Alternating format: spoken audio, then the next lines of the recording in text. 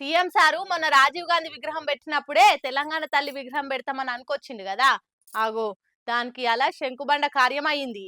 మరి ఎట్లెట్లా ఏందన్నది అరుచుకుందాం పాన్రి. ముఖ్యమంత్రి సార్ చెప్పినట్టే తెలంగాణ సచివాలయంలా తెలంగాణ తల్లి విగ్రహం పెడుతుండు. ఇయాలనే భూమి పూజ కూడా చేసిండు. డిసెంబర్ 9 నాటికి తయారయ్యేటట్టు చేస్తారట. ఇక అయ్యగారులు వచ్చి వేద మంత్రాలు చదువుతుంటే సార్ కొబ్బరికాయలు కొట్టి విగ్రహం మంచిగా రావాలని మొక్కిండు. ఇక పూజ అయిపోయినాక ఈడ కొంతమంది ఆ లోల విగ్రహాలు పెడదామని చూసిండ్రు. కానీ నేను రాజీవ్ గాంధీ విగ్రహం తెలంగాణ తల్లి విగ్రహం పెట్టి అలా కుట్రలు సాగకుండా చేసిన అని చెప్పుకొచ్చిండు. మొన్న అన్నాడు కదా కేటీఆర్ ఈడ కేసీఆర్ విగ్రహం పెడదామని చూస్తుండు. నేను అట్లా గానియా అనుకొచ్చిండు కదా సీఎం సారు. ఆగు ఇవాళ కూడా మళ్ళా అదే చెప్పుకొచ్చిండు. పక్కన అమరవీరుల స్తూపం తెలంగాణ కోసం అమరులైతే సచివాలయానికి అమరవీరుల స్తూపానికి మధ్యలో దేశం కోసం అమరుడైన రాజీవ్ గాంధీ గారి విగ్రహం ఉండాలి.